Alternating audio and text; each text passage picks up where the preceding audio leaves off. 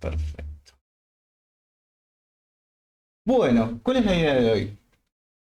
Antes que nada, charlar un poco de lo que son caras del corazón y anatomía de las arterias coronarias, como para poder entender cómo, cuándo y quiénes irrigan a las diferentes zonas del miocardio y cuáles van a ser más importantes que otras. Obviamente que todas tienen una gran importancia cuando hablamos de irrigación, pero cada una va a tener como algo puntual que va a irrigar. No se van a encargar de irrigar todo. Cada coronaria, cada sector va a decir, yo tengo la tendencia a irrigar un poco más esta zona o esta zona. ¿Y para qué me sirve entender y aprender estas cosas? Para luego reconocer de que si yo estoy hablando, por ejemplo, que tengo un paciente con una lesión en la coronaria derecha, esperen que vamos a escribir, en la coronaria derecha, me voy a terminar preguntando, ok, ¿qué tipo de consecuencias me puede traer? ¿Qué consecuencia muscular puedo tener? ¿Qué consecuencia eléctrica puedo tener? ¿Sí? ¿Cuánta capacidad de este corazón, cuánta capacidad funcional puedo perder con las diferentes arterias? Y además, ¿cómo debería verlos y en qué zona tendrían que estar? Vamos a ver que hay ciertas diferencias entre diferentes poblaciones con sus coronarias o no, pero en general hay como un común denominador que van a ser exactamente iguales. Si les parece, arrancamos. Bien, cuando hablamos de caras del corazón, nos vamos a referir a que este corazón lo dividimos en zonas dependiendo en cómo se va a estar apoyado, cómo lo vemos en posición anatómica. Excepto la última, la cara posterior, que tiene cierto búsqueda ahí como que no es tan anatómico, la mayoría es pensarlo desde cómo está posicionado el corazón en un tórax. De esa manera vamos a reconocer desde la configuración externa, es decir, viéndolo desde afuera este corazón, diferentes tipos de cara. Una cara anterior, una cara inferior, también le podemos llamar diafragmática, dependiendo del libro donde lo lean. Una cara lateral, también le pueden decir lateral izquierda, o en algún libro lo pueden encontrar como cara pulmonar. Nosotros le decimos directamente cara lateral. Y una última cara que va a ser una cara posterior, o también llamada base. Los dos nombres van a ser correctos. ¿Por qué les comento todos los nombres? Porque van a depender de qué tipo de libro vayan a leer. Si están leyendo un Pro, van a ver que los nombres son mucho más simples. Si están leyendo Netter, también va a ser mucho más simple. Pero si se van a un Ruyer, van a ver que les pone 20.000 nombres a cada cosa. O si estamos leyendo algún tratado, alguna información en otros países, de otras sociedades, vamos a ver que puede modificar ciertos nombres. ¿Cuáles son los más habituales? El diafragmática es como el 50% de la población especialista le dice diafragmática, el otro 50% inferior. Acá, la TAM, inferiores para la mayoría. Pero vayamos viéndola en cada una de estas zonas, ¿sí? Cuando hablamos de una cara anterior es muy simple. Estamos hablando de esa cara que venimos estudiando del día 1. De esa zona que estudiamos cuando nos presentaron la primera vez cómo está apoyado en posición anatómica un corazón. Si yo ya le estaría preguntando qué va a estar acá abajo, ya me dirían el diafragma. Acá vamos a encontrar al pulmón izquierdo y este lado el pulmón derecho, ¿no? Se me fue un poco la viroma. La cara anterior va a representar meramente a toda esta zona del corazón, es decir, a la zona que si yo en este momento lo estaría viendo de frente, me da casi completamente desde la parte más anterior de este tórax. ¿Qué me voy a encontrar puntualmente en la cara anterior? En una parte, el ventrículo derecho, todo esto es ventrículo derecho. Acá me encuentro a un surco.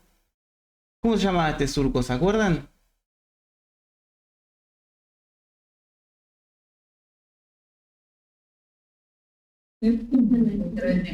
Bien, estamos hablando, por dentro está el septum, por fuera es el surco interventricular, y ya vamos a ponerle un nombre, es el surco interventricular anterior, porque está en la cara anterior de este corazón, ¿sí? Ya vamos a empezar a darle una vuelta un poco más completa a esto. Entonces, en esta cara anterior voy a tener ventrículo derecho, el surco, que bien por dentro este surco en realidad es el septum interventricular, pero viéndolo por fuera va a ser un surco, porque acá va a estar como una imaginación chiquitita. Y luego voy a tener al ventrículo izquierdo, es decir que la gran parte de la cara anterior va a estar dada por el ventrículo derecho. Si yo saco el ventrículo derecho, vería la zona anterior del ventrículo izquierdo, obviamente, es como ir cortando. Si yo lo saco sigo viendo la cara anterior, pero del ventrículo izquierdo. Bien, entonces esto es el surco interventricular anterior. ¿Por qué aclaro esto? Porque este surco va a seguir dando vuelta. Este surco va a empezar desde anterior, pero este ventrículo sigue hacia atrás, sigue hacia lo posterior. Yo este surco lo voy a tener en una zona anterior, también voy a ver que va a ir por una zona inferior o diafragmática y va a ir por una zona posterior. Le va a dar toda la vuelta, ya que el septum separa completamente al ventrículo derecho del ventrículo izquierdo. Bien. Si lo tendríamos que leer, está todo esto dentro de esta cara, ¿sí? Esto es más meramente de lectura y no más que otra cosa, pero recuerden, la cara anterior es lo que vemos de frente en posición anatómica de este tipo de corazón.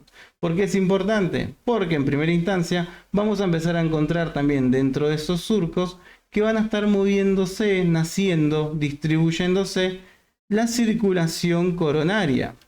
¿Por qué elige circulación? Porque vamos a encontrar a arterias coronarias y a las venas coronarias, que esto es un tema para otra clase.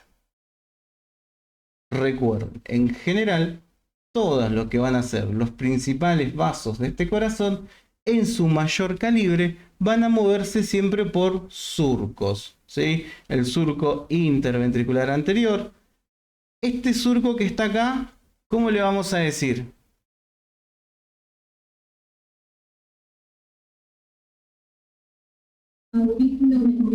Muy bien, esa es la forma de ir pensándolo. Surco aurículo ventricular anterior. ¿Por qué lo estamos viendo? Desde la cara anterior simplemente. Bien.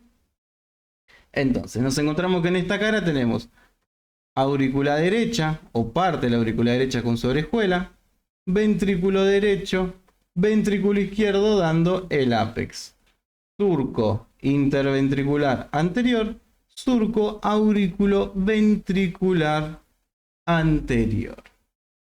Esos son los que vamos a ir viendo. Y esto después va a tener mucha correlación, tanto con electro, con eco, con los infartos, con las deformaciones, con las masas. Vamos a ir acompañando estos temas con eso, ¿sí?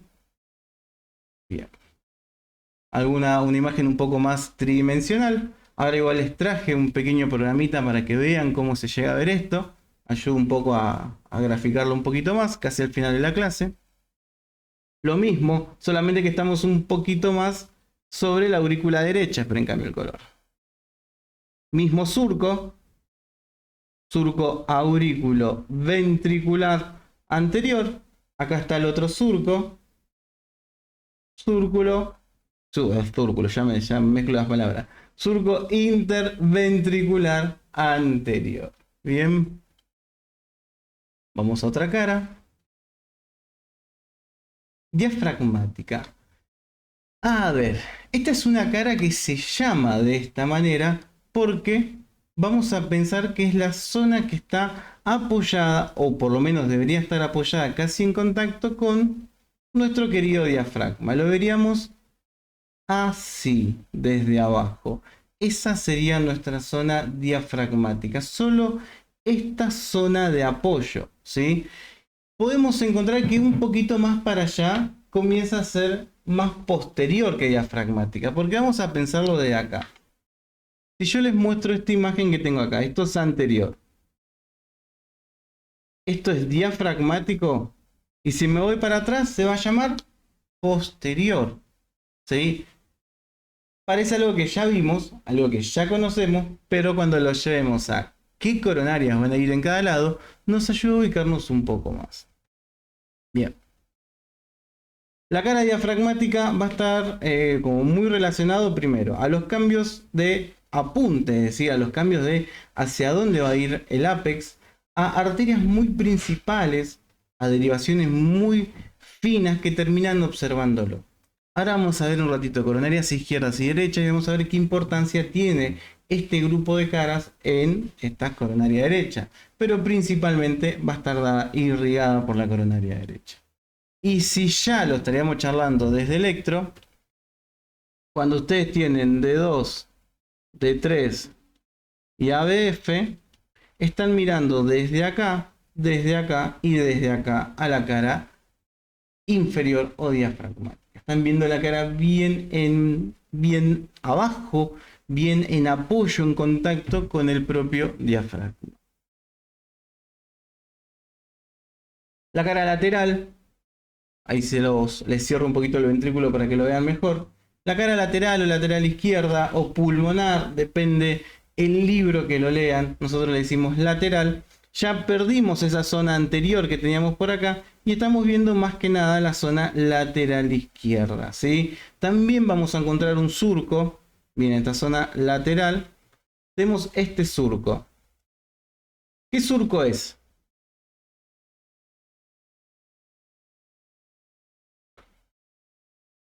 Aurículo ventricular izquierdo. Bien. Aurículo ventricular lateral izquierdo. ¿Sí?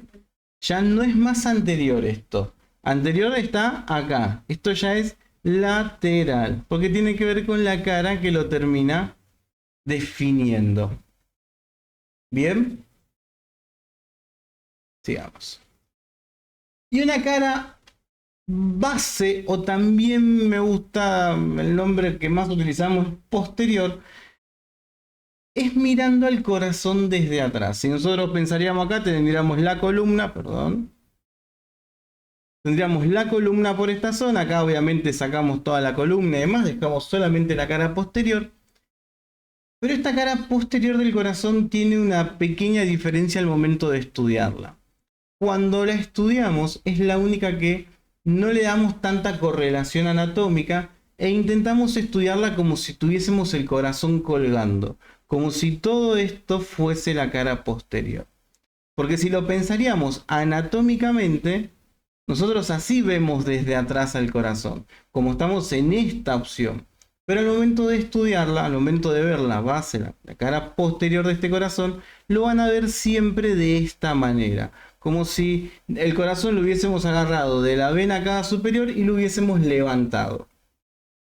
Como, ¿se acuerdan la maqueta que usamos, la roja, la que yo les repito varias veces que no es 100% en posición anatómica porque queda como el corazón colgando? Esa se asemeja puntualmente a este tipo de caras. Esa es la que nos ayuda. ¿Para qué sirve esta cara entonces? Miren, vamos una vez más para atrás. Es esto mismo, pero solamente que lo levantamos y lo vimos completo. Acá, ¿qué estaríamos viendo? ¿Esta qué aurícula es?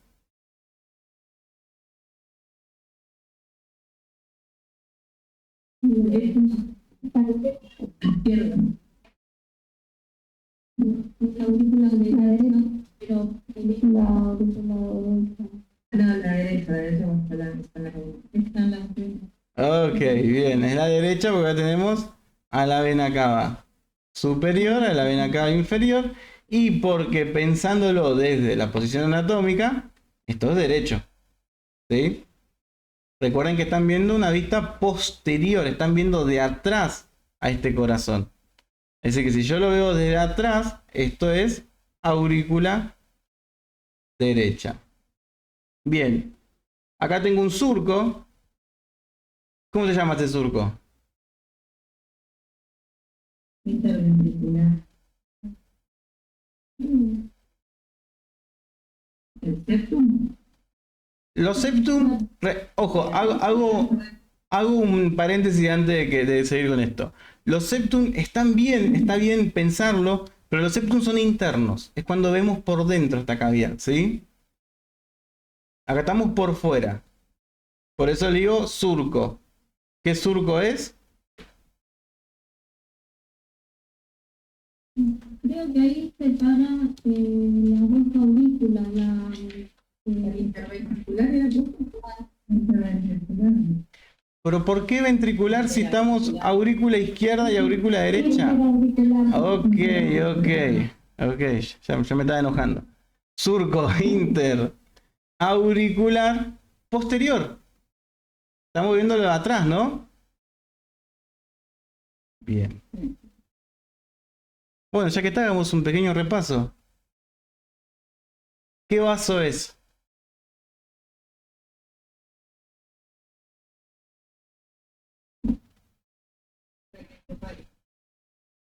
Ok, te salió la palabra más complicada y no la primera. Tronco. Ok, ahí está, el tronco brachiocefálico. Muy bien, excelente. ¿Esto que está acá qué es?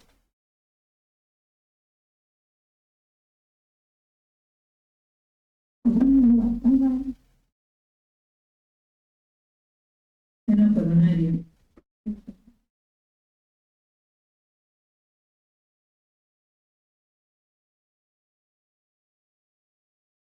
Los escuché, pero no, ¿eh? No, no. Miren lo que estoy marcando. Es una vena. Ok, Una pulmonar. ¿qué vena? Derecha. Ok, Derecha. vena pulmonar derecha y te falta algo nada más. Inferior. Muy bien, Milagros. Excelente. Vena pulmonar derecha, estamos del lado derecho. Inferior es la de abajo. ¿Sí? Bien. El seno venoso coronario lo van a encontrar en el surco aurículo ventricular posterior y va a desembocar en la aurícula derecha. ¿Sí? El seno venoso está más acá abajo. Y los senos valsalva están en la aorta, que ahora un ratito los vamos a ver. Bien. Miren, la importancia de este tipo de cara es que primero vamos a ver excelentemente bien a qué es esto que estoy marcando.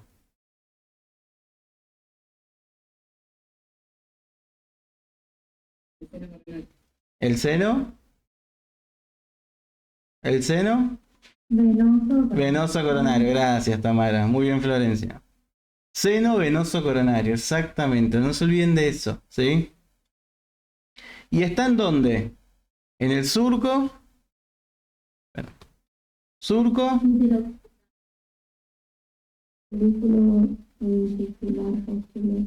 Muy bien. Aurículo ventricular posterior. Exactamente. Muy bien. Fíjense que da toda esta vuelta. Viene desde el lateral. ¿Lo ven? Y hasta el posterior. A desembocar en nuestra querida aurícula derecha. Muy bien. Ok, ¿qué es esto de acá?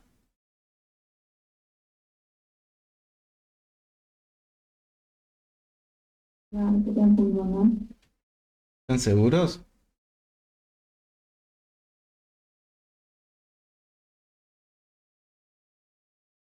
La arteria pulmonar.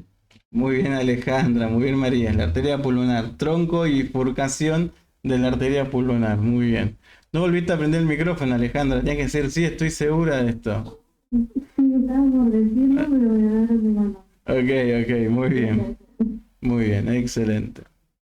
Bien, vamos a ver después la necesidad de tener esta vista para definir el tamaño de ciertas arterias, si existe o no una arteria puntual. Y ya que está, hablemos un poco de esto. A este surco de acá, que separa esto de esto. ¿Sí? Ya de paso les pregunto. Vamos directamente con esto.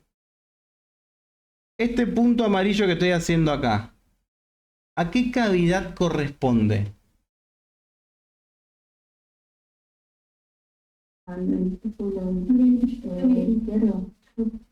Todos de acuerdo que esto es el ventrículo izquierdo, ¿no? Perfecto. ¿Y este de acá? Derecho. Ventrículo derecho, muy bien. Entonces, ¿este surco cómo se llama? Interventricular. Bien. ¿Qué más? Muy bien.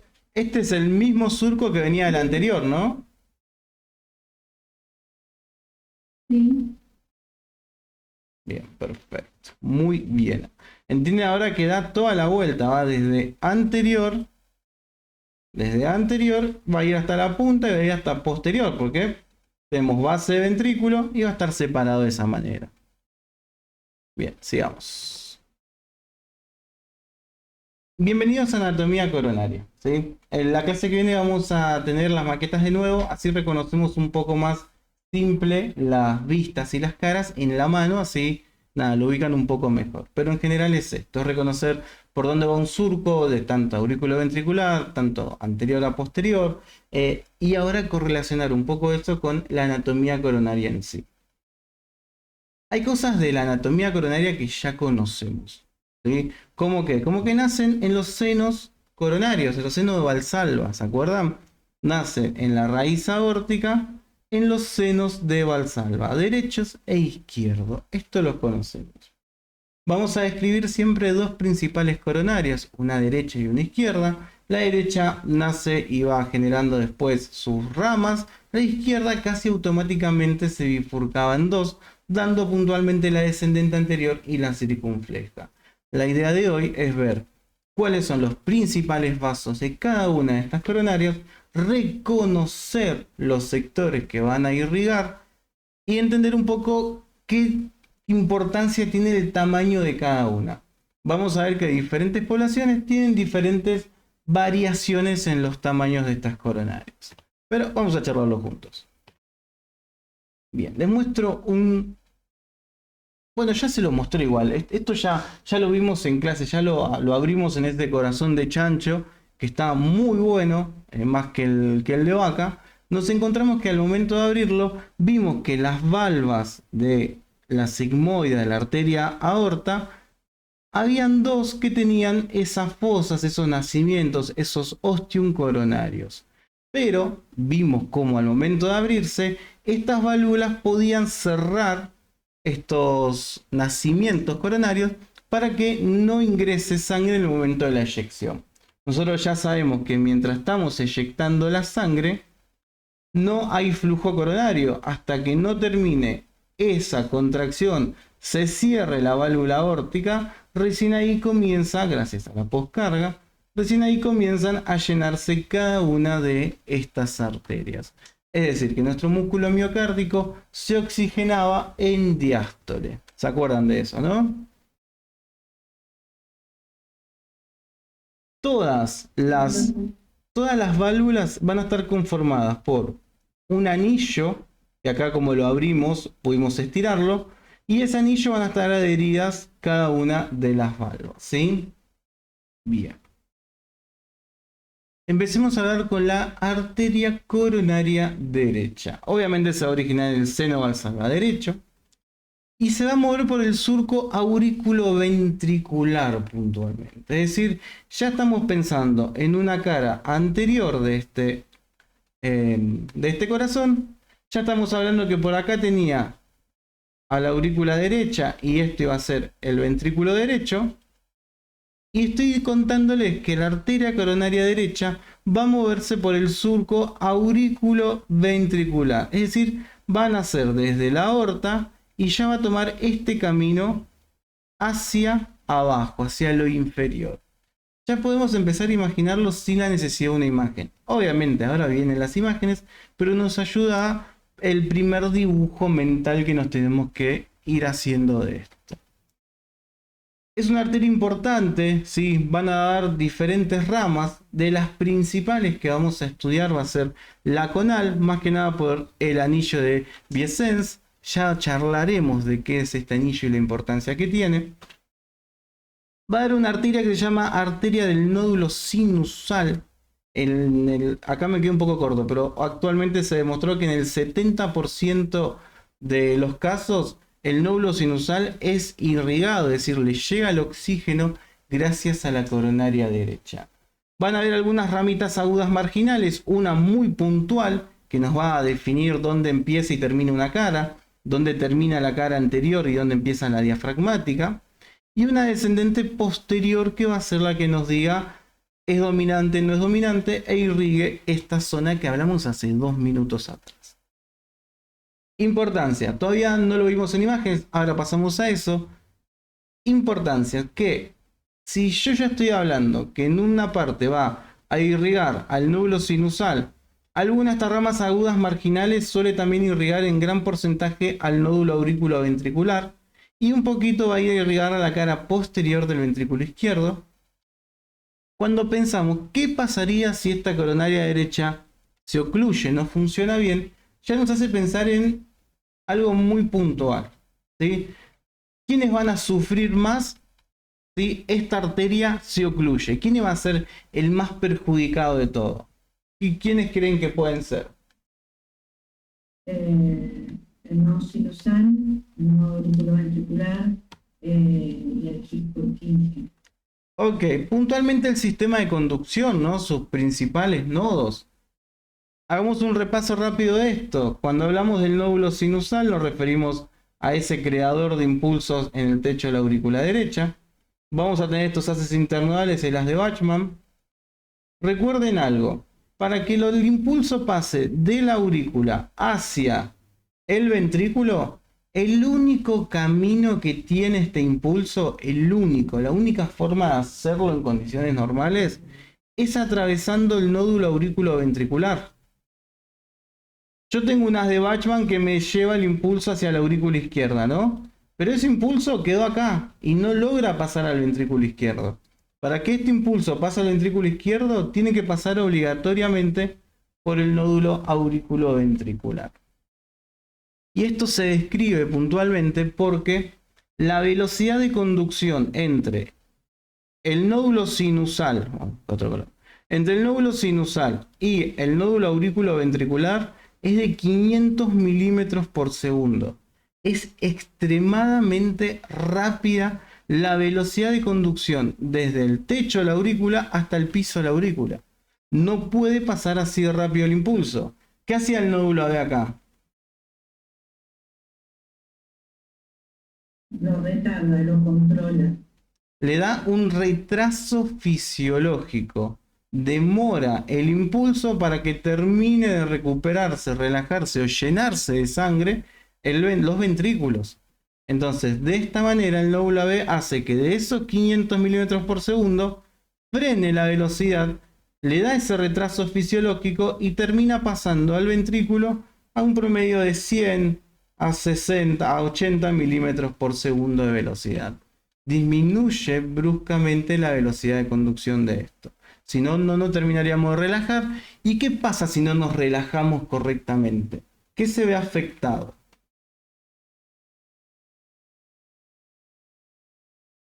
El ritmo. No. ¿Qué se ve afectado si no nos relajamos correctamente?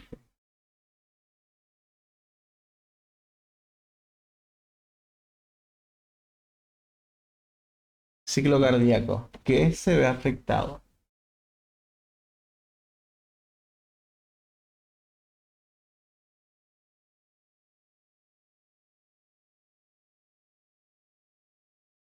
Qué silencio, ¿eh? El músculo cardíaco, entonces. ¿Él?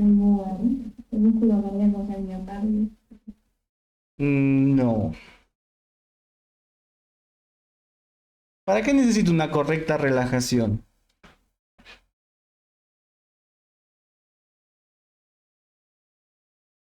Por el llenado. Ok, gracias, Irene. Para mejorar el llenado. Y si mejoro el llenado, ¿qué mejoro? Bien, porque tengo más que. O si tengo más volumen, ¿cómo se llamaba eso? ¿Más qué?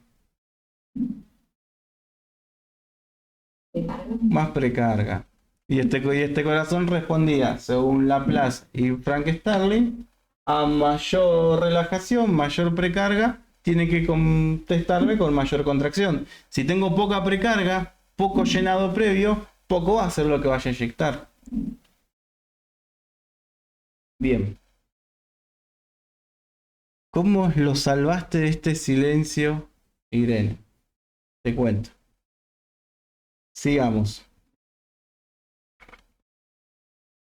Entonces la idea de ahora es ir, además de reconociendo cada una de las arterias, teniendo la tendencia a qué puede pasar cuando cada una de estas fallas. Y lo más común o probable o efecto secundario que esperamos cuando una coronaria derecha comienza a fallar o está cursando alguna oclusión importante es encontrar estos artefactos, estos defectos en el sistema de conducción. Es decir, en vez de funcionar mal, en vez de funcionar más de lo que debería, van a empezar a deprimir su funcionamiento hasta en algunos casos bloquearse del todo. Pero vayamos a verlas. ¿De qué estamos hablando cuando hablamos de la arteria coronaria derecha? Coronaria derecha va a nacer en este ostium derecho de la raíz aórtica, puntualmente. Va a moverse por el surco auriculoventricular anterior y va a ir dando ramas para varios lugares puntuales, ¿sí? Vamos a ver una rama que está por acá, que le decíamos la del anillo Viacens, que ahora la vamos a estudiar. Una rama del nódulo, ahora se las maximizo y todo para que lo vayan viendo, solo una introducción. Y unas ramas que van a ir como acompañando el camino del ventrículo derecho en la cara anterior, que le decimos ramas marginales. Hay una mucho más grande que las demás. Hay una que se hace notar más que las otras marginales. Si lo vemos en esta imagen, rápidamente vemos que esta rama es mucho más grande que quizás esta. Esto me marca un ángulo agudo, por eso le decimos marginal aguda. Ahora se las presento cada uno por separado. Esta coronaria puede seguir por el surco auriculoventricular, esta coronaria derecha, hasta dejar de ser anterior e irse a una cara más ínfero-posterior por el mismo surco y puede terminar dándome una que está por acá. Esperen que cierro un micrófono. Bien. Me puede dar una arteria que a veces está, en la mayoría de las veces está, en otras no, que es la descendente posterior que se ve acá atrás. Pero ahora estudiemos una por una. Esta es la imagen como descubierta, separado de todo lo anatómico que va a tener esta coronaria, ¿sí? Ya dijimos lo mismo, acá tendríamos que encontrarnos a la raíz aórtica en su nacimiento. Este va a ser el nacimiento completo. Esta es una pequeña que va a dar para ese anillo Viacens.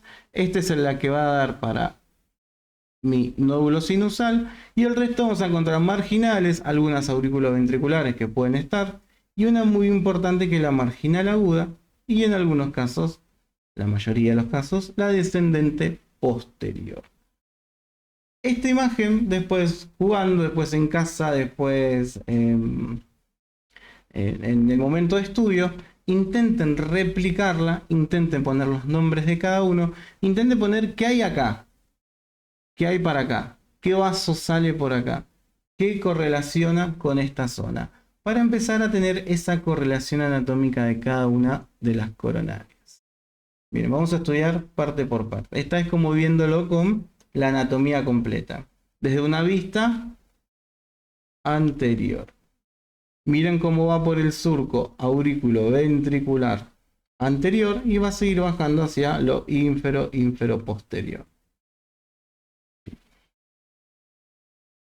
Más imágenes para que tengan en referencia y vamos a charlar de cada una de ellas. La arteria conal.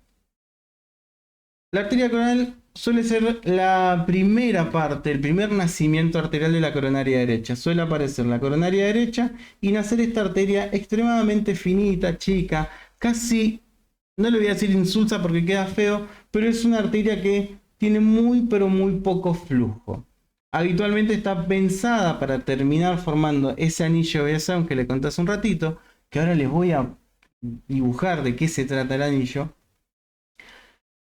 Yo lo podría contar ahora. El anillo Viacens lo que hace es una combinación de esta primera rama de la coronaria derecha con otra rama de la coronaria izquierda, puntualmente de la descendente anterior, que ya la vamos a estudiar. Estas ramas en general se unen, hacen como un entrelazado entre la coronaria derecha y la izquierda. Ese entrelazado es mínimo, suele ser una arteria extremadamente chiquita y no se suelen ver casi en ninguno de los estudios. En el momento que la empezamos a observar, nos hace pensar de que está sucediendo algo que hace que esta arteria tenga mayor flujo. Le solemos decir a este tipo de uniones entre un vaso y el otro circulación colateral. ¿Por qué? Porque hay un puente entre una coronaria y la otra que en realidad lo está teniendo como para preservar frente a algún defecto de una u otra arteria algún flujo mínimo. A veces suelen salvar algunas situaciones, pero en la mayoría de las veces no. Las vamos a ver como un pequeño hilo, pero muy pequeño. Después cuando veamos angiografías, vamos a ver que apenas se puede llegar a ver y puede pasar un poquito del flujo de la coronaria izquierda. En general no suele pasar flujo. Si está pasando, nos está dando algún indicio de que la coronaria izquierda no es suficientemente buena en flujo y permite que la sangre de la derecha logre pasar, o viceversa. Si tengo una coronaria derecha que no funciona bien, la izquierda puede robarme, o la derecha le puede robar a la izquierda un poquito de flujo. Puede llegar a pasar. Son herramientas, este anillo de Sense son herramientas para mantener siempre el flujo frente a diferentes tipos de cosas malas que pueden pasar, ¿sí? Es decir, está preparado para ciertas cosas. No siempre funciona, pero bueno. ¿Irriga algo puntualmente? ¿Lleva oxígeno a alguna zona puntual? No. No tiene tantas zonas de irrigación, no es que unas células puntuales dependen de este vaso, pero tiene esa función secundaria como muy puntual. Muy bien. Y acá estaba el anillo ese. Me olvidé que estaba en la próxima. Pero bueno, acá lo tiene. Esta es la descripción de lo que acabo de comentar. ¿Sí? Después lo van a leer tranqui. Bien. Miren, es esta mínima rama que están viendo por acá. Esa ramita ahí se va a intentar unir con la ramita que viene por acá, que está dado por la coronaria izquierda, puntualmente la descendente anterior. Ven como que parece que está abrazando al tronco la pulmonar, como que le está dando ese mimo ahí. Bueno, esto está pensado para que termine uniéndose o circulando sangre si existiera algún defecto entre una u otra. Me dio un mate vacío, perdón. Bien, sigamos. Esta que ven acá, ya que estamos acá, miren algo. Está apuntando al techo de la aurícula derecha, abrazando a la vena cava superior. ¿Qué está haciendo esta arteria? ¿A quién está llevándole sangre? Si le digo techo de la aurícula derecha, ¿eh? La aurícula derecha o la aurícula izquierda. Piensen en esto. Si le estoy dando los tips de techo de la aurícula derecha, le estoy comentando que está al lado de la vena cava superior y me falta decirle que está sobre la cresta terminalis. El nódulo sinusal, ¿sí? Esta arteria acá es la del nódulo sinusal. Está abrazando casi completamente a la vena cava superior. Eso sirve también recordar dónde están posicionados anatómicamente las partes del sistema de conducción, ¿no? Bien. Sigamos un poco más. La arteria del nódulo sinusal se las acabo de presentar en la imagen anterior. En general suele ser siempre rama de la coronaria derecha. ¿Sí? A veces puede estar dado por una pequeña rama de la circunfleja, pero muy pocas veces. Acá exageré un poco los porcentajes. En general no es tanto. Y su principal función es esa. ¿Sí? Fíjense que está como muy protegida. ¿Por qué les digo que está protegida? Porque está casi en el nacimiento, casi donde nace la arteria coronaria derecha. Es raro que en esa altura de la coronaria derecha hayan oclusiones. Pueden haberlas, obviamente. Es raro. Suelen estar dadas las oclusiones de la mitad en adelante. Cuanto más lejos esté el vaso, sabemos que se va a ir afinando a poquito. En ese proceso de afinamiento, de perder la luz interna, suelen ser más tendientes a generar plaquitas y ir ocluyéndose. Esta está como bastante protegida en ese sentido. No así después cuando veamos la del nódulo auriculoventricular. Bien. Veamos un poco más. Vamos a pasar por las ramas ahora marginales, ¿sí? Las marginales tienen una importancia en general porque la que más nos va a importar como margen puntual es la marginalis aguda, que es la que nos va a marcar ese ángulo. Llegan a ver el ángulo de 90 grados que forma entre la coronaria derecha y esa arteria que ven por acá, lo dibujé horrible. Esta arteria que va por acá, que marca esa línea, ese ángulo, ese es el motivo por el cual tiene este nombre, ¿sí? Y esto nos dice, hasta acá era cara anterior y acá para acá empieza a ser cara inferior. Esa zona ahí ya es inferior. Y también nos va a ayudar a reconocer porciones, sectores de esta arteria. Ya lo vamos a estudiar juntos.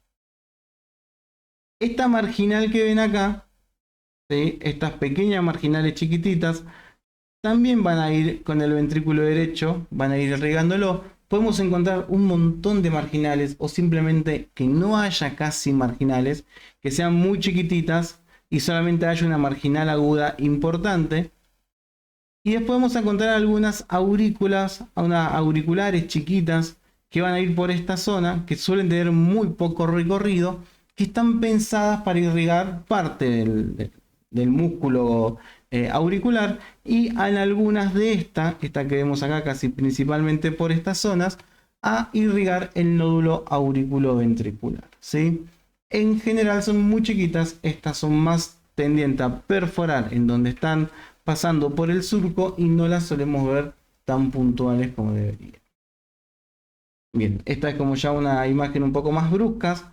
Estas son marginales, pero la marginal aguda es la que marca ese ángulo de 90 grados.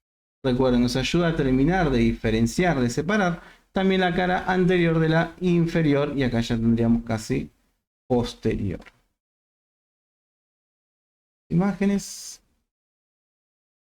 Entonces, esta que ven en celeste acá, esta que le estoy marcando acá, esta celeste que están viendo acá, ¿qué sería entonces? ¿Qué arteria es? Una marginal. ¿Qué tipo de marginal dijimos entonces? Aguda. Porque esta de acá es una marginal también, ¿no? Pero más chiquita. Algunos libros la ponen como ramas ventriculares, pero nosotros la estudiamos como marginales. Nuestra marginal aguda es esta, la que marca puntualmente ese ángulo, y estas son marginales más chiquitas.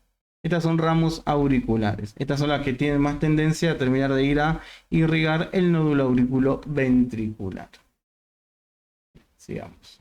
¿Ven cómo también se diferencia? Lo vemos como casi a simple vista, que esta es la zona anterior, pero acá ya tenemos la zona diafragmática, esto es más inferior. ¿Ven cómo me marca esa diferencia entre un punto y el otro? También me ayuda a reconocerlo a mí a simple vista. Y algo importante, esta marginal aguda no va por ningún surco. Ven que va por encima del epicardio, pero no responde a un surco. Solo las coronarias en sus ramos principales van a moverse por surcos. ¿Vieron eso? Bien, sigamos. Ahora, la descendente posterior. Esta coronaria derecha viene por este surco, se sigue moviendo, sigue acompañando el surco y va a ir a la zona posterior de este corazón, ¿sí? Vamos a ir hacia esa cruz, hacia esa base que también dijimos que le podíamos llegar a llamar de este corazón. Veámoslo en la foto directamente. Miren puntualmente cómo viene la coronaria derecha por acá. Acá dio la marginal aguda. Siguió por el surco aurículo ventricular, solamente que este es el aurículo ventricular posterior ya, si le queremos decir correctamente, posterior del lado derecho. Y acá siguió por el surco interventricular posterior. Ven que cuando estamos mirando esta imagen, nos encontramos con lo siguiente. Con que esta arteria venía por acá y terminó dándole camino a esta arteria que baja por este surco. Esta ya deja de llamarse coronaria derecha, hasta acá era coronaria derecha, y esta se llama descendente posterior. ¿Qué importancia tiene la descendente posterior? Primero, como para poder reconocerla rápido, va a estar en esta zona de atrás. Esta vista que tienen con ustedes, además de ser una vista posterior y demás, este camino arterial, también van a encontrar que le suelen decir cruz de Haas. ¿Ven qué forma?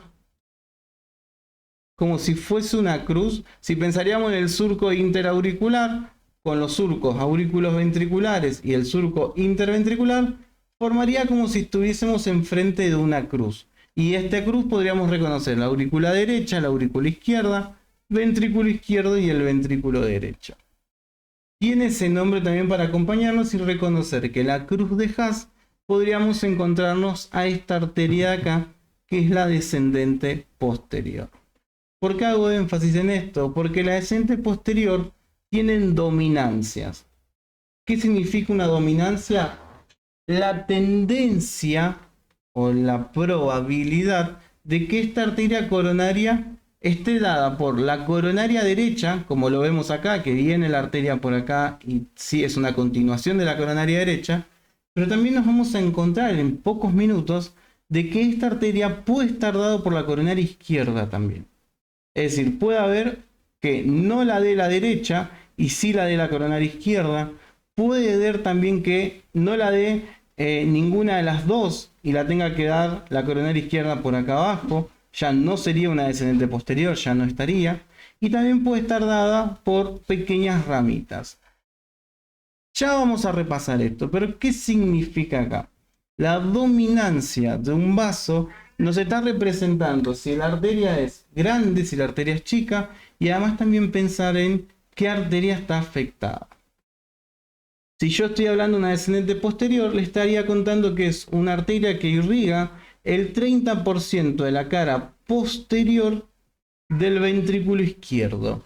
Tiene una importancia, ¿sí?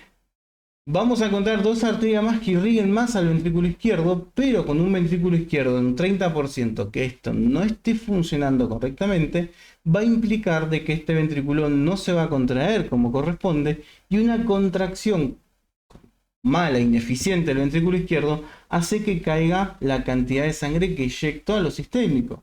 Es decir, que voy a empezar a tener hipoperfusión, voy a tener problemas de mi recorrido de oxígeno por culpa de que un ventrículo izquierdo no esté correctamente funcionando.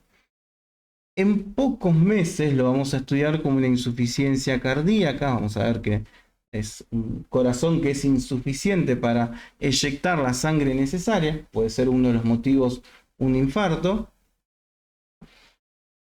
Y cuando hablamos de esta descendente posterior, nos estamos refiriendo a que puede irrigar hasta un 30% de toda esta pared ventricular izquierda. ¿Y por qué es necesario reconocer desde dónde puede llegar a estar? Porque dijimos que la descendente posterior puede estar dado por la coronaria derecha en la mayoría de las veces. Ahora les muestro los porcentajes, pero más del 80% de las veces en las personas está dada por una continuación de la coronaria derecha, pero también puede ser por la coronaria izquierda, ¿sí? Y al momento de tratarlos, al momento de observar o ver o pensar cómo vamos a ir a buscar este tipo de oclusiones, nos vamos a encontrar de que van a ir modificándose las zonas en las cuales van a estar afectadas, cómo lo voy a estudiar, qué caras voy a ir a ver en un corazón, qué se va a afectar y qué coronaria obviamente tengo que atender. Eso es lo que apunta un poco a recordar las dominancias de cada uno. Bien. Miren, esta es una imagen de Netter en el cual vemos, de nuevo por acá, coronaria, esperen, cambio de color, coronaria derecha, por esta zona. Esta es la marginal aguda. Siguió la coronaria derecha por el surco auriculoventricular posterior derecho. Y miren, da a esa descendente posterior. Ese es el camino que tomo. Es decir, dominancia derecha. La coronaria derecha da la descendente posterior. Y ven como en esta imagen se nota un poco mejor cómo está, cómo parece una cruz la zona posterior o base de este corazón. ¿Sí? Ven que acá ven claramente a la aurícula izquierda, la derecha, ventrículo izquierdo y ventrículo derecho, como si fuese una cruz totalmente. Esa es la cruz de Haas. ¿Vamos bien hasta acá?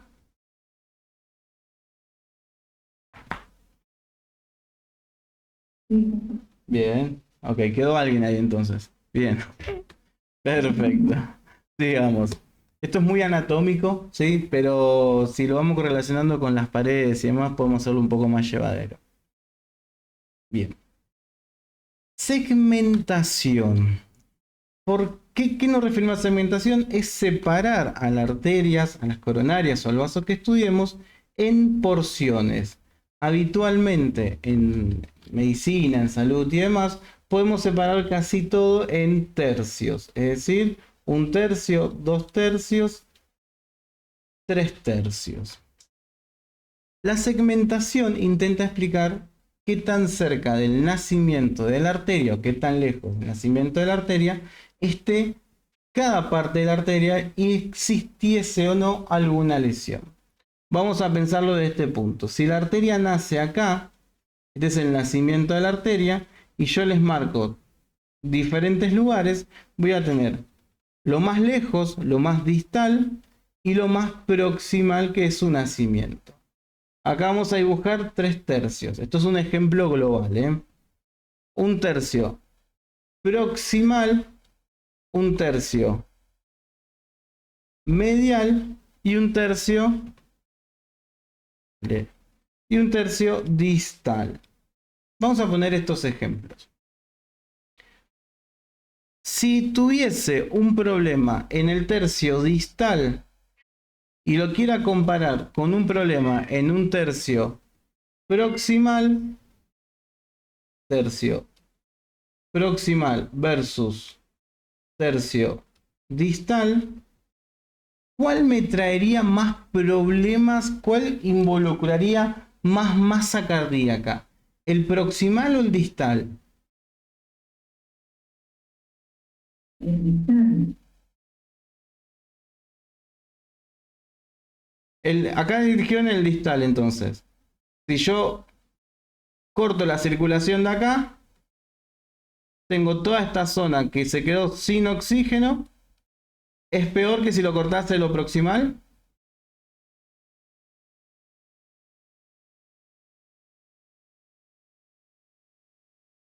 Piensen algo, la sangre viene por acá, ¿sí? Va irrigando todo el músculo que encuentre. Si yo corto en lo distal el músculo, la cantidad de oxígeno, dejo todo este pedazo sin oxígeno. ¿Esto va a ser peor que si corte acá el flujo y deje todo esto sin oxígeno? No, va a ser peor el proximal. Bien. Cuanto la lesión sea más proximal, ¿sí? Más miocardio, más zonas se van a ver afectadas. ¿Ok?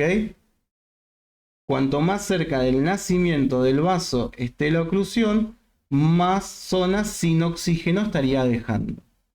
¿Mejor así?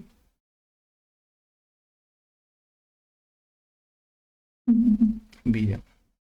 Cuando hablamos de la segmentación de la arteria coronaria derecha, vamos a tomar en consideración dos puntos principales.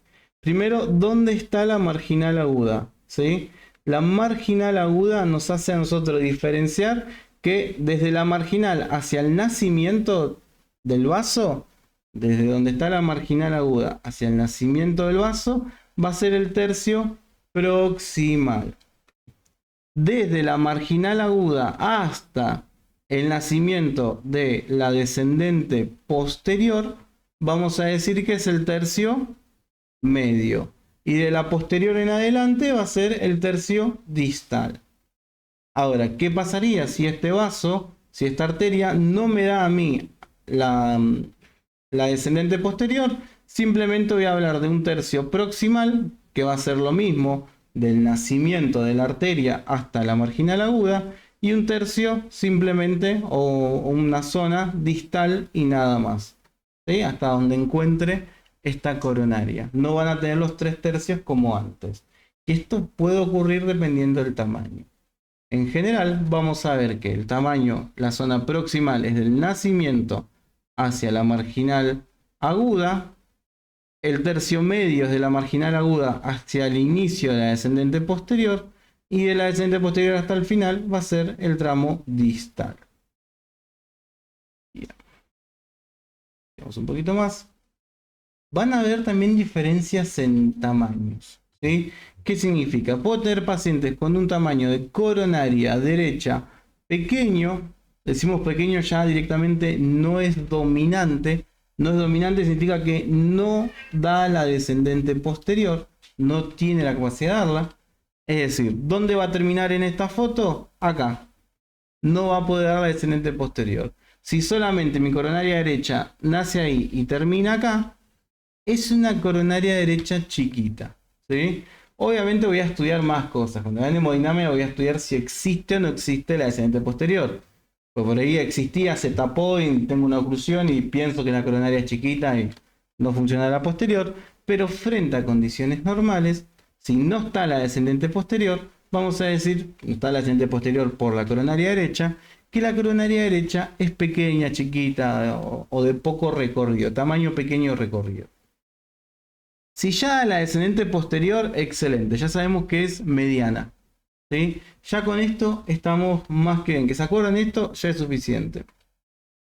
Y después pueden dar unas ramas más que son posterolaterales. ¿Qué significa? Que si yo tengo a mi surco interventricular posterior y tengo a la descendente posterior hasta acá y veo que de esta coronaria derecha siguen saliendo ramas posteroventriculares, si salen hasta 2, sigue siendo mediana, pero si da mucho más ramos, se va a convertir en una coronaria derecha grande, ¿sí?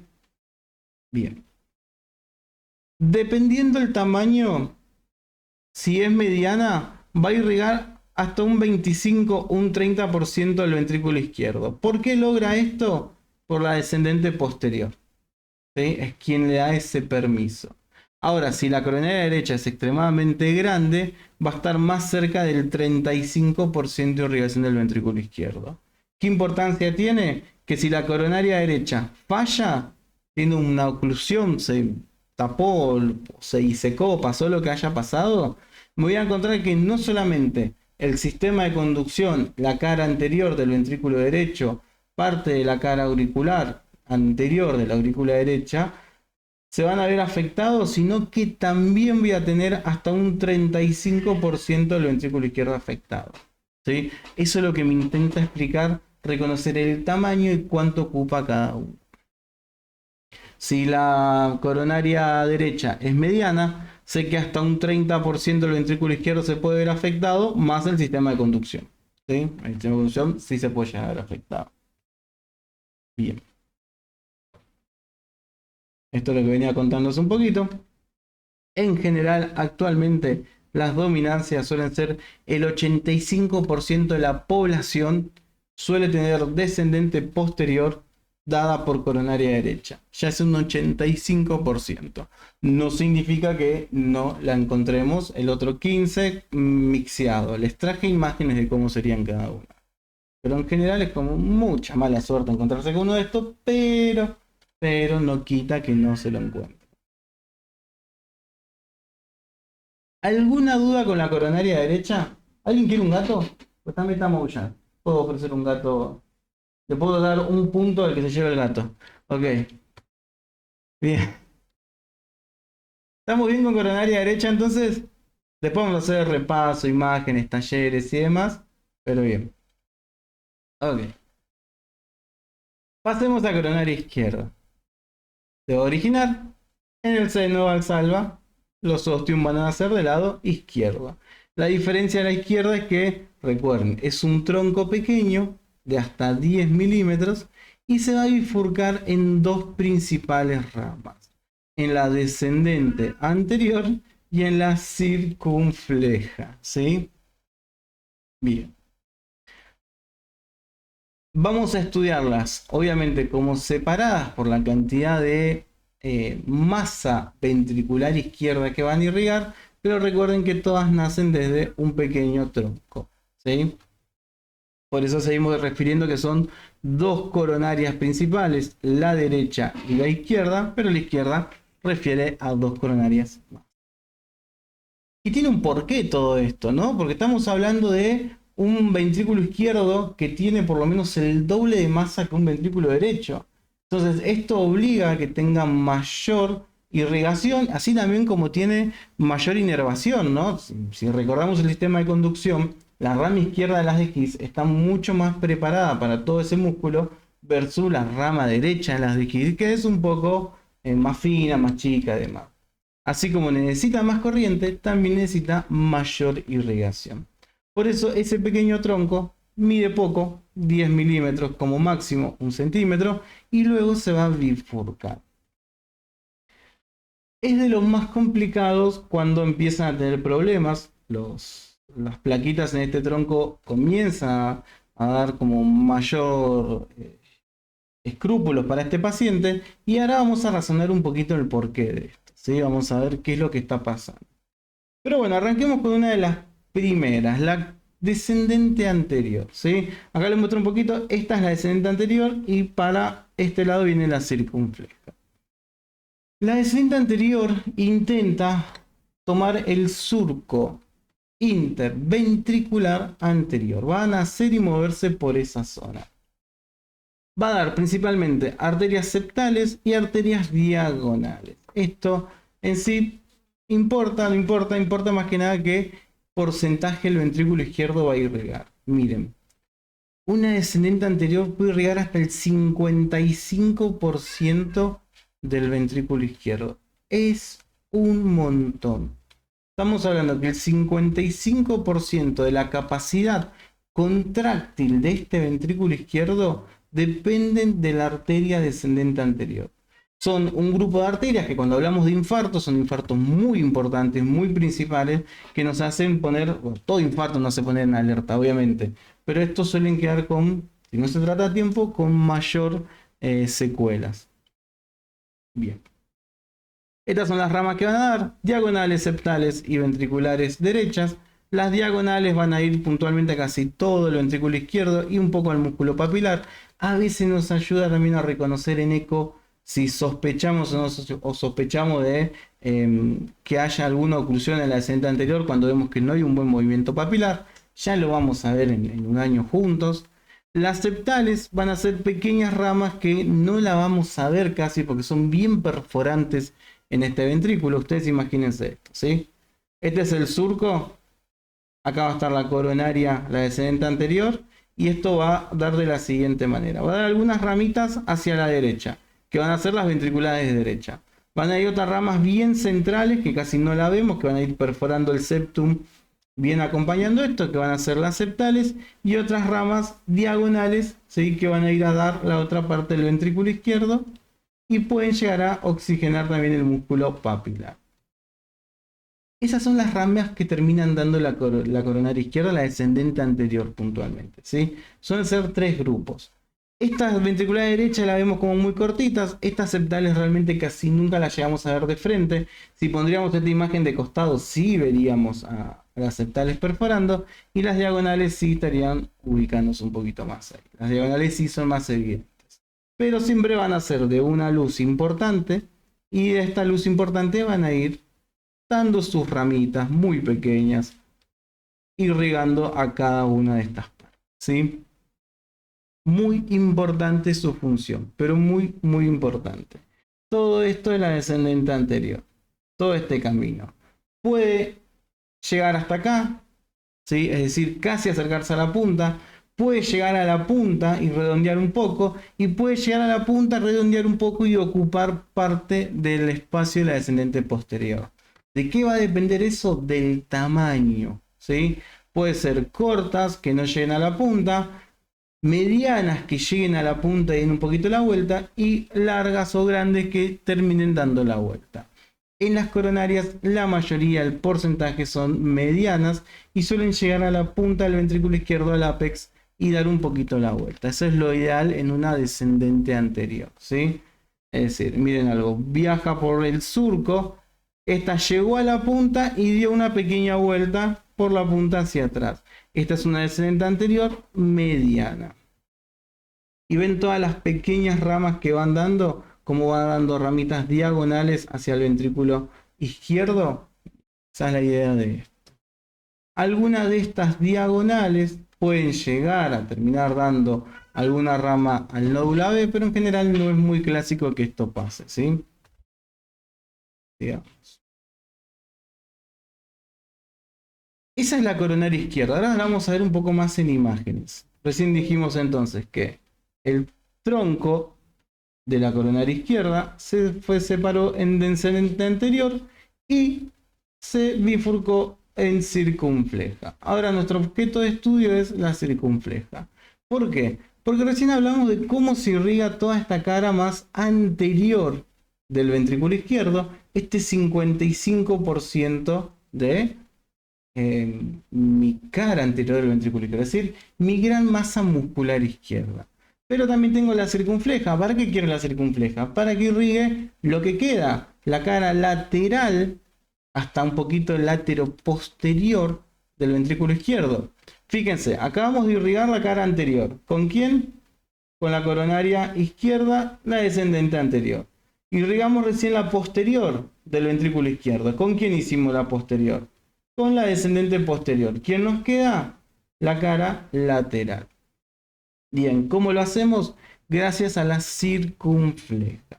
La circunfleja va a irrigar hasta un 20, un 25% del ventrículo izquierdo, ¿sí? En tamaños chicas a medianas.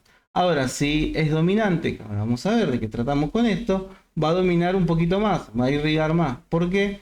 Porque cuando es dominante, significa que la circunfleja nació en ese tronco, como la descendente anterior, siguió por el surco aurículo ventricular. En primera instancia fue medio anterior, pero después se fue al lateral izquierdo. Y cuando llegó a la cara posterior, a esa cruz de Haas, dio la descendente posterior. Es decir, la coronaria derecha no la dio, sino que en este caso la dio la circunfleja. Si decimos que en condiciones normales puede irrigar hasta el 25% del ventrículo izquierdo, puede irrigar su cara lateral, le tengo que sumar ahora, si es dominante, lo que irrigue la cara posterior. Es decir, gracias a la descendente posterior, que en este caso nace la circunfleja. Esa es la importancia de la dominancia, ¿sí? Si yo tengo una coronaria derecha chiquita, puede ser que tenga una circunfleja grande que termine dando a la descendente posterior. Y si tengo una oclusión en una circunfleja, vamos de este lado, si mi circunfleja se tapó en condiciones habituales, voy a perder la irrigación de hasta un 20, un 25% de la masa ventricular izquierda. Pero si es dominante, no perdí un 20, un 25%. Puedo perder hasta la mitad de la función contráctil de este ventrículo izquierdo y es un montón. ¿Sí? Esto es importante acá. Si la circunfleja era mediana o chica y se tapó, perdí hasta un 20% de la irrigación del ventrículo izquierdo. ¿Está mal? Sí, obviamente que va a estar mal porque un ventrículo izquierdo necesito que esté 100% irrigado, pero mi zona afectada no va a ser tan grande, tan importante comparándola con una descendente anterior o comparándola con una coronaria derecha completa. En esa comparación en cantidad de porcentaje de masa ventricular izquierda que se va a quedar sin oxígeno. ¿Por qué les hago énfasis en esto? Porque cuando estudiemos infartos y cuando estudiemos insuficiencia cardíaca, este grupo de infartos de circunflejas no suelen traer tantos efectos secundarios, a menos que sean dominantes. Decimos, hey, tiene un infarto lateral izquierdo y cayó con insuficiencia cardíaca severa, ¿qué pasó? ¿Por qué pasó esto? Y vamos a empezar a razonarlo, a entenderlo, a reconocer o a acordarnos que puede estar asociado a otro vaso o en realidad puede ser que sea dominante en la circunfleja y que se haya ocluido y hayamos perdido el 50% de esta irrigación ventricular. Bien, sigamos. Bien, esta imagen no es la más linda de la circunfleja porque se ve más a lateral. Esta vista sigue siendo anterior, ¿sí? Esta vista anterior vemos a la descendente anterior por este lado. Tronco de la coronaria izquierda y acá vemos lateral como borroneado, como pasándolo de atrás, porque fue por el surco auriculoventricular hacia lo lateral y luego a lo posterior, a nuestra circunfleja. La próxima imagen es más linda. Esta tiene más forma, más razón de ser. Tronco, descendente anterior, circunfleja. Acá tendría que estar la aurícula, la sacamos para que esto se vea bien. Este es el surco auriculoventricular. Empezamos medio anterior, pues llevamos lateral, lateral izquierdo. Y acá, si tenemos suerte, nos da la descendente posterior. Si no, termina acá, da algunas lateroventriculares y nada más. ¿Sí? Digamos.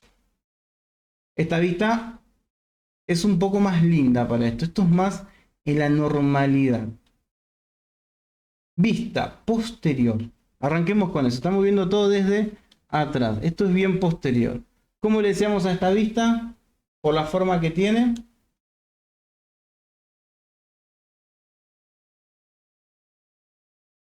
¿Cómo le decíamos? ¿Qué se parece? Una cruz. A una cruz, la cruz de Haas. Muy bien. Entonces, yo ahora en este momento les preguntaría, ¿qué arteria es la número 3? ¿Ustedes qué me contestarían? La derecha. ¿La coronaria derecha?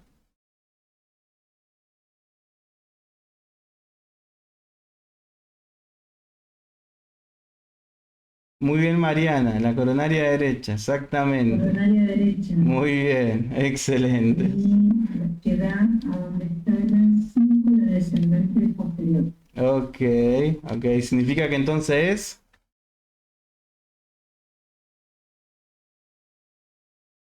Derecha. dominante. Ven que la descendente posterior está dada por la coronaria derecha.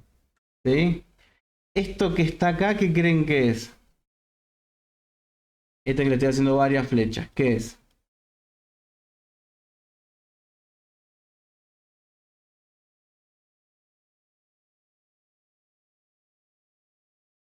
La coronaria izquierda, perfecto. Es la circunfleja. Profe, tengo una consulta. Cuando vos hablas de depende de la oclusión, la dominancia, eso es porque todos fisiológicamente somos diferentes. Sí, porque hay un percentil, un promedio de que, o un común estimado de que hayan variaciones dentro de la normalidad. ¿Sí? Nosotros cuando estudiamos, cuando intentamos empezar a estudiar las primeras patologías, antes de estudiar las primeras patologías van a estudiar variaciones de la normalidad. Significa diferencias fisiológicas entre lo que conocemos como habitual o normal en su funcionamiento, que tengan diferentes cosas, pero que sigan funcionando bien. En este espacio, en las coronarias, van a ver estas diferencias por los tipos de poblaciones y razas. Entonces, venimos acostumbrados a que en general el 86% de los pacientes tengan este tipo de variación, este tipo de morfología, de que la descendente posterior esté dada por la coronaria derecha, pero nos queda un porcentaje extra de que las otras coronarias crecieron embriológicamente más rápido, vieron más camino para tomar y lo tomaron antes que otras. Eso hace que hayan variaciones, pero estas variaciones son de la normalidad porque siguen funcionando bien. No es una malformación, no es nada similar a eso, sino que simplemente una vio el espacio para ocupar de la otra, creció más rápido, le dio los stops de crecimiento a la otra, que lo vamos a ver en embrio, y nos vamos a encontrar que ocupó el lugar de la otra, pero sigue haciendo el mismo trabajo. Entonces, ¿varió? Sí, varió. ¿Funciona bien? Sí, funciona bien. Cumple la misma función. Sigue teniendo una variante, pero sigue estando todo más que bien. ¿Sí? El problema es cuando hay alguna patología, algún infarto Sí. o algo, ahí es donde está la variación. Lo importante es reconocer que pueden existir estas variaciones frente a diferentes patologías. Vamos a lo que explico. Si yo sospecho que mi paciente está cursando un infarto de circunfleja, ¿sí? Se me ocluyó la coronaria izquierda, pero veo gran defecto en la motilidad, en el movimiento, en cómo se contrae el ventrículo izquierdo, y veo que además hay otras caras, cuando vean, bueno, acabamos de ver caras, pero cuando vean infarto en el electro van a ver que los infartos se separan en este grupo de caras. Cuando vean más zonas afectadas, se van a decir, ¿por qué si la circunfleja es solamente un vaso que está lateral izquierdo? Tengo también un defecto posterior casi completo y el ventrículo cayó su función un 30, un 40% por lo menos. Si era una circunfleja que irrigaba un 15%. Entonces ahí voy a decir, hey, pero hay una variación que puede ser que la descendente posterior esté dada por la circunfleja y que al ocluirse la circunfleja me ocluyó el flujo de sangre a toda esa zona. Eso a mí me hace pensar o recordar que no todo, en medicina no está todo escrito, no es todo tan cuadrado como si fuese una matemática, sino que me obliga a reconocer que existen variaciones en ciertos estadios. ¿Queda mejor así? Bien. Obviamente que cualquier infarto para nosotros está mal, es una urgencia, es una emergencia, y queremos ver qué está pasando, cómo solucionarlo lo antes posible sin que quede ninguna secuela. Algunas pueden ser más grandes que otras y a veces cuando intentamos explicar el porqué de lo más grande aparecen estas variaciones, ¿sí? Bien. Segmentación. Vamos a dividir la segmentación en lo que es descendente anterior y en lo que es circunfleja, ¿sí? Vamos a tomarlo como dos arterias separadas para dividirla. La segmentación de estas son un poquito más simples, más rápidas. ¿Por qué? Porque la descendente anterior, en primera instancia, vamos a ver hasta dónde llega, ¿sí? El tramo de donde llega nos va a hacer reconocer, en primera instancia, que es distal, que va a ser la última parte, hasta dónde llegó. Llegó hasta la punta, perfecto. El ápex es lo más lejos que tengo. De ahí voy a ir hasta la primera rama diagonal que me encuentre desde el final hasta el inicio. La primera diagonal que me encuentre va a decir que termina el distal y empezó el tercio medio. Puede pasar un montón, ¿eh? Miren esta imagen de acá. Miren dónde termina la descendente anterior y miren donde recién encuentro una de las primeras diagonales que está.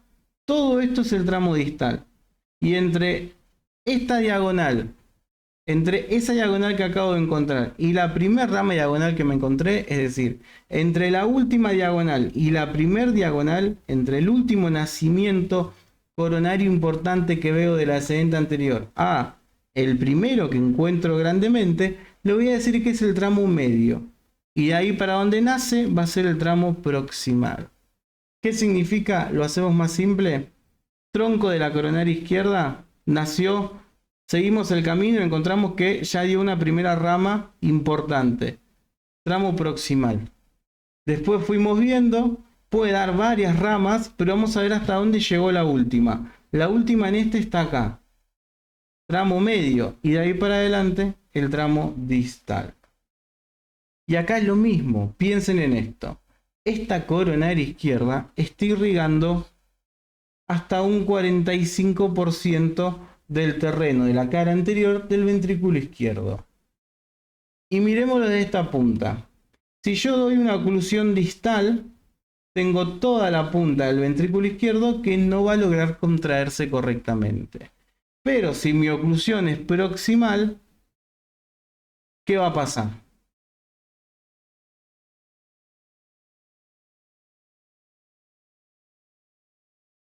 ¿Cómo, profe?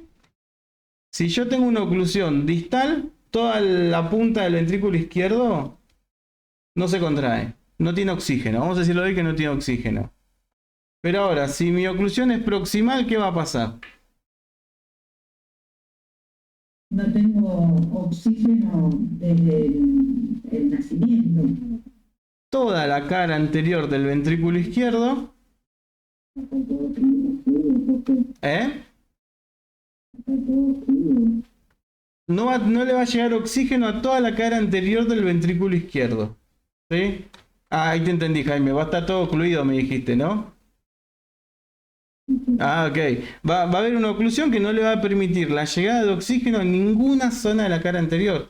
Es decir, el 50%, todo este porcentaje, el 40% que irrigaba la descendente anterior, no le va a llegar nada de oxígeno a esta cara. Es decir, ¿cuál es peor? ¿La distal o la proximal? Obviamente, la proximal tiene peor pronóstico. ¿Ven cómo va dando esas ramitas chiquititas? ¿Las llegan a ver? ¿Ven cómo va perforando muy finitamente? ¿Lo llegan a ver en la calidad de la imagen? Les hago un poquito de zoom. Miren esto. Esto es genial. Miren que borro y ahí le hago zoom. Es increíble como esas son las ramas más septales o perforantes. Son mucho más finitas mientras se van metiendo más en el miocardio. ¿Se acuerdan que cuando hablamos de las coronarias decimos que son epicárdicas? Si yo les dibujaría ahora mismo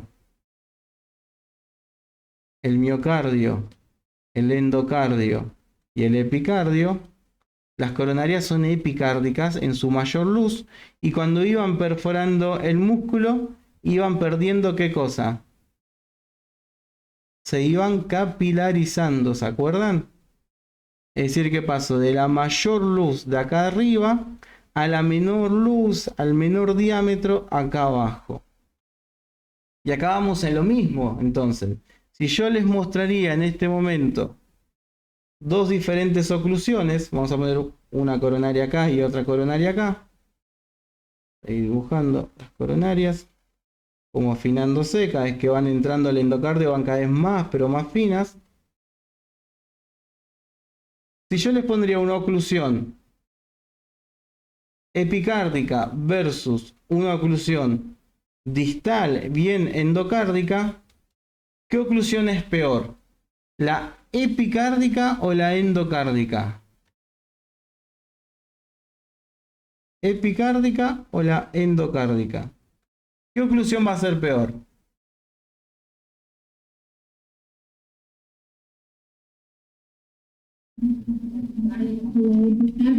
La epicárdica va a ser de los peores casos. Cuando la mayor luz de la arteria se tapa, se queda sin oxígeno toda esta zona. En cambio, la endocárdica, si la luz se tapó, fue solamente acá, toda esta zona se quedó sin oxígeno, pero todavía esta zona de acá sigue oxigenándose y la arteria puede seguir su rumbo oxigenando a lo demás. Cuando la oclusión es epicárdica, me voy a encontrar con que desde acá para todo abajo no tengo más oxígeno y obviamente en su continuidad tampoco va a tener oxígeno este vaso. Cuando tengan que estudiar infartos, de esto va a depender los cambios en el ST. Los supraniveles del ST van a ser por lesiones epicárdicas y los infraniveles del ST van a ser por lesiones endocárdicas. Tiene que ver un poquito con eso. Pero no me voy a meter tanto en esa materia por ahora. Bien, sigamos. La circunfleja se divide en medios, ¿sí? Una zona proximal y una zona distal. A menos que la circunfleja de la descendente posterior. Es decir, a menos que sean dominantes. Si son dominantes, sigo haciendo el mismo camino. Cuando veo una gran bifurcación, como es en este caso entre las laterales, voy a ver que va a seguir por el surco auriculoventricular y va a terminar dando la descendente posterior. Y de esa manera va a tener proximal, medial, hasta la descendente posterior y distal. En general, solamente va a estar algo cerca y algo más lejos y nada más. ¿Sí? Es como un poquito más fácil de terminar definiéndola. Miremosla en otra foto. Bien. Pensé que otra foto acá, pero no. Bueno, la descendente anterior en tamaño ya se los conté. Cuando es chiquita no llega a la punta del corazón. Cuando es mediana sí llega a la punta del corazón. Y cuando es grande no solamente que llega a la punta, sino que rodea toda la punta y ocupa un espacio del surco posterior. Es decir que le roba un poquito de espacio a la zona de la descendente posterior.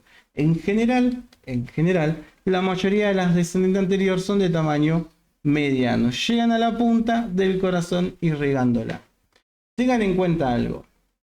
Cuando hablamos de los tamaños, si la descendente anterior es pequeña y no llega a la punta, no significa que la punta del corazón se quede sin irrigar.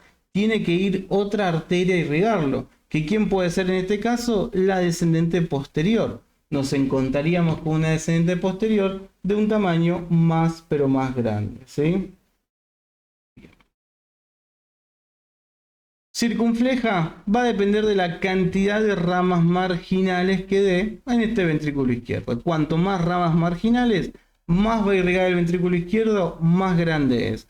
Solamente vamos a reconocer pequeñas y medianas, a menos que esté dando la descendente posterior, y ahí recién le vamos a decir que es una circunfleja grande, ¿sí? En general suelen ser pequeñas a medianas, no suelen ser más grandes que esto. Pero recuerden algo, vamos a lo mismo. Esperen que vuelvo unos acá. Miren, esta circunfleja llegó hasta acá nada más. Circunfleja chiquita. Significa entonces que la coronaria derecha tiene que ser un poco más grande para dar esas ramas laterales, esas ramas ventriculares, ventriculares posteriores o lateroventriculares, también dependiendo hasta dónde lleguen, para solventar lo que la circunfleja no lo hizo. En cambio, si la circunfleja fuese grande y daba la descendente posterior, la coronaria derecha iba a ser chica y iba a llegar hasta acá nada más. Lo que una no da, otro lo tiene que ir compensando. Esa es la idea de los diferentes tamaños.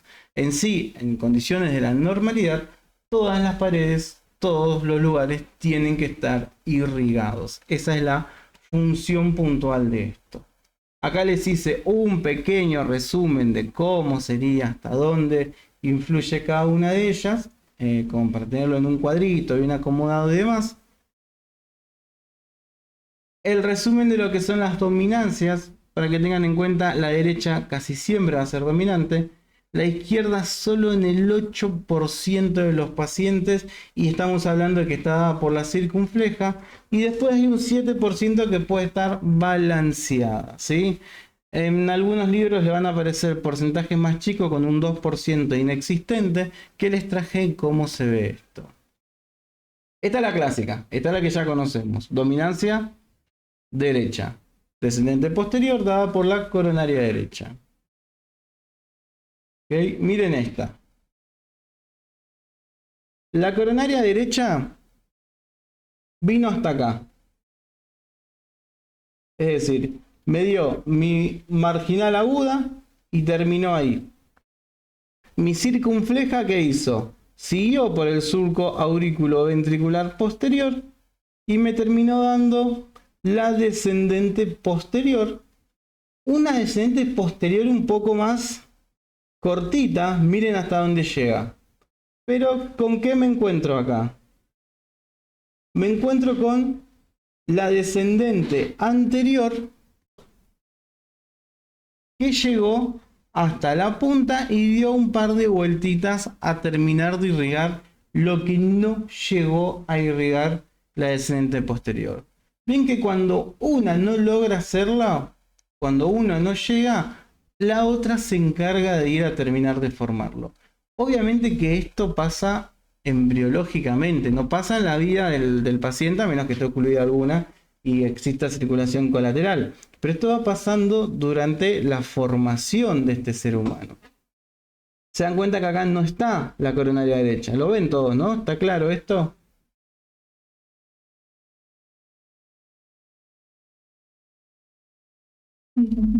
Ok. Bien. Miren estos casos. Circunfleja llegó solo hasta acá. Coronaria derecha lo mismo, llegó solo hasta acá. Fueron ambas cortas, pero esta rama que ven acá, ¿de quién viene? La coronaria izquierda. ¿Cuál puntualmente?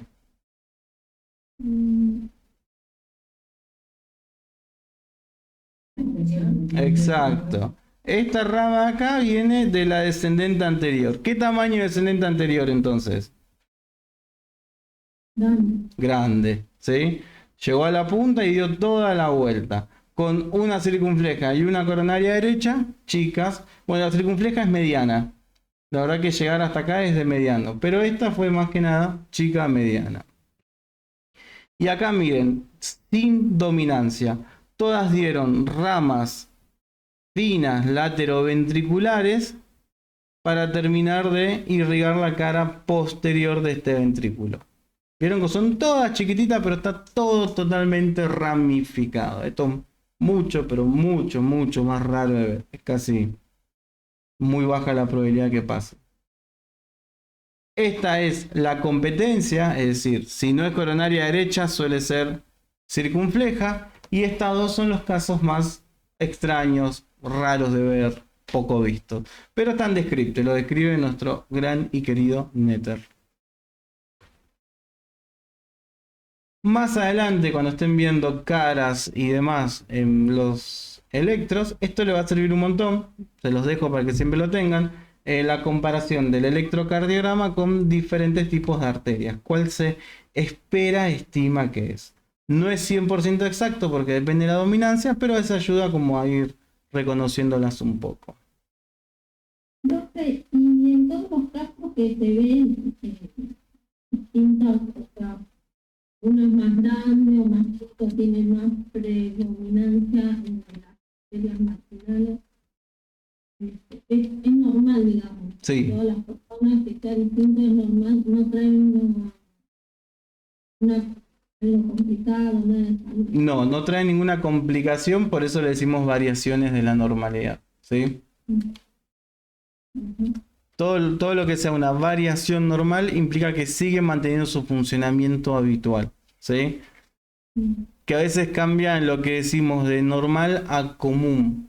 Podemos escuchar que hay ciertas patologías que son común en una población, pero no significa que sean normales. Esto sí es normal, ¿sí? Bien. Profe, por ejemplo, en los corazones de otras etnias, por ejemplo, africanos, que tienen otra fisiología, digamos, parecida o similar, pero distinta. En esos casos, ¿es esta variación, sea esta variación? No tiene que ver con esos casos la variación, ¿eh? No tiene que ver con a lo que estén expuestos ni nada. Tiene que ver a los orígenes de la formación del tiempo embriológico de cada arteria, no tiene que ver más que nada con otra cosa que no sea eso. Ellos pueden encontrar otras variaciones de la normalidad, como cambios en la cantidad de colesterol, la forma que van a metabolizar algunos ácidos grasos, la forma en la cual van a responder a cierto tipo de radiaciones, pero no en este caso. No tiene que ver con eso. Tiene que ver con la variación anatómica en que unos somos más altos, otros somos más flacos, otros tenemos tendencia a mejor metabolismo, otros a peor. Tiene un poquito que ver con eso.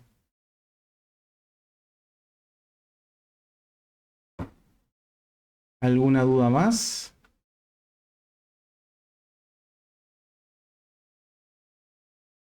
Bueno, genial. Si no hay dudas, venimos perfecto. Sí. No me quedó claro cuáles son las... ¿Cómo cuáles son las dominantes? Porque vos dijiste,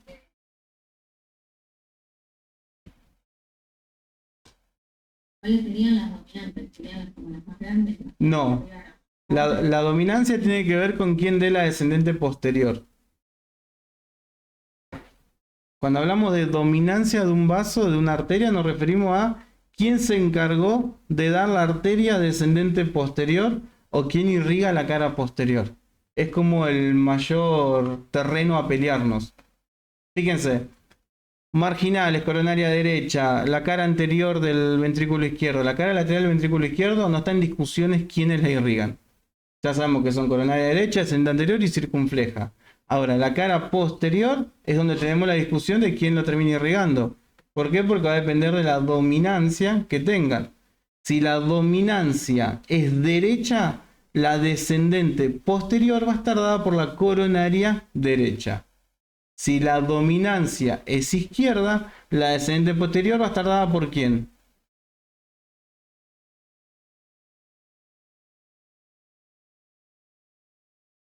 No me preocupa mucho. Por la coronaria derecha anterior. No. No. Si la dominancia, a ver, vamos a lo mismo que acabo de repetir. Descendente posterior es la arteria que estamos estudiando, ¿sí? Porque, a ver, volvemos desde el momento 1. Si yo les pregunto a ustedes quién irriga la cara anterior del ventrículo derecho, no hay duda quién es la coronaria derecha, ¿sí? Si les preguntaría a ustedes quién irriga la cara anterior del ventrículo izquierdo, no hay duda quién es la descendente anterior. Si les pregunto a ustedes quién irriga la cara lateral del ventrículo izquierdo, no hay duda quién es la circunfleja. Ahora, si les pregunto a ustedes quién irriga la cara posterior del ventrículo izquierdo, acá vamos a decir en un 86%, en un gran porcentaje, lo va a irrigar la coronaria derecha. ¿Por qué sabemos esto? Porque la coronaria derecha me va a dar la arteria que irriga la cara posterior. ¿Cuál es la arteria que irriga la cara posterior? La descendente posterior. ¿Por qué se llama descendente posterior? Porque desciende por el surco interventricular posterior. Ahora, ¿la descendente posterior siempre es de la coronaria derecha? No. Por eso hablamos de dominancia. Si la descendente posterior lo está dando la coronaria derecha, es de dominancia derecha. Ahora, si la descendente posterior no la está dando la coronaria derecha, y la está dando la circunfleja porque es grande, o parte de la circunfleja y la descendente anterior, ¿de quién es la dominancia? De la coronaria izquierda. Dominancia izquierda. ¿Sí? Con decir izquierda estamos más que felices. ¿Por qué no solo circunfleja? En general va a ser circunfleja nada más, estoy de acuerdo. Pero puede estar dada por ese porcentaje, ¿vieron de la descendente anterior? Que daba la punta y llegaba como una de las imágenes. Puede estar dado un poquito por ella también. Por eso simplemente es dominancia derecha o dominancia izquierda. Este es el versus. ¿De quién la descendente posterior? En la mayoría de los casos, la derecha. En un menor porcentaje de los casos, la izquierda. ¿Mejor?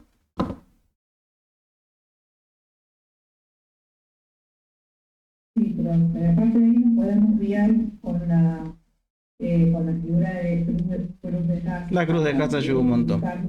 Y focalizarnos bien en la cara. Y ya que está, hablemos de lo siguiente. Hace un ratito les comenté que la coronaria izquierda primero era un tronco, ¿no es así? Y luego del tronco se bifurca. Y recién hablábamos de qué pasaría si una oclusión es distal, si es medial o proximal en cada una de estas arterias. Ahora, ¿qué pasaría si lo que se ocluye es el tronco de la coronaria izquierda? Estamos más complicados que antes, ¿no? Sí, porque no voy a tener irrigación en toda la coronaria. Si es el tronco, sería el nacimiento, ¿no? Entonces no voy a tener irrigación directamente ni en la circunfleja ni en la descendente anterior. Ok, entonces, ¿qué caras veo afectadas?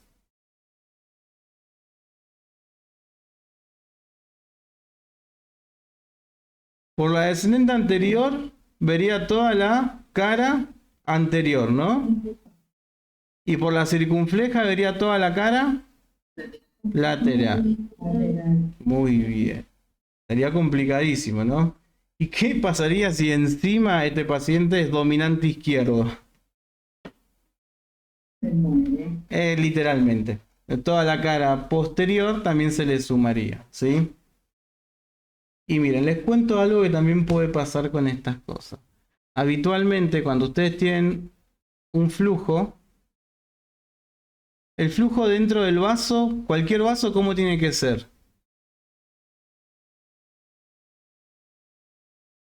Liso. ¿Liso? Laminar, ok. La forma correcta de decirlo es laminar. No sé quién dijo liso, pero no pasa nada. La forma correcta es laminar, ¿sí? ¿Qué pasa con el flujo laminar? No genera ruido, no genera turbulencia, genera la menor resistencia posible. La resistencia que puede llegar a tener siempre son un poco en los bordes, es decir, en las paredes de los vasos, pero en general no genera resistencia. Pero si ahora a este tronco que se viene moviendo con un flujo laminar, lo acabo de bifurcar al medio, esto va a generar un poquito de turbulencia. Pero poquito, ¿eh? Va a generar, imaginen que viene con un flujo totalmente laminar y se choca con, no una pared de frente, pero sí está chocando con una punta que lo va a bifurcar. Quizás acordar un poco, yo sé que estaban pensando justamente en eso, en el bulbo carotidio. ¿Se acuerdan que la carótida común viene en el flujo subiendo hacia el cerebro y se bifurca en carótida externa y carótida interna? Este bulbo carotidio hacía algo similar, ¿no? Veíamos con un flujo extremadamente laminar y al momento de bifurcarse generan un poquito de turbulencia, que es un poquito nada más. Es un chiquito de turbulencia. La turbulencia no nos afecta en nada, ¿sí? Pero nada. A menos que nosotros tengamos factores de riesgo, muchos factores de riesgo, o factores de riesgo apuntados más a sedentarismo, a niveles de colesteroles muy altos, dislipemia más que nada, a hipertensiones, factores de riesgo que serían modificables en realidad y no se modifican, y a esto le vamos a sumar a los no modificables que ya conocemos. Si nosotros empezaríamos a tener estos factores de riesgo, vamos a empezar a formar algunas placas ateromatosas, que ya vamos a explicar qué son, cómo se forman y todo. Pero las placas ateromatosas les encantan lugares muy puntuales endoteliales y lugares muy puntuales que vayan generando esta turbulencia. Tienen la capacidad que en este ruido, en este lío, empezar a formarse un poco más que en otros lugares.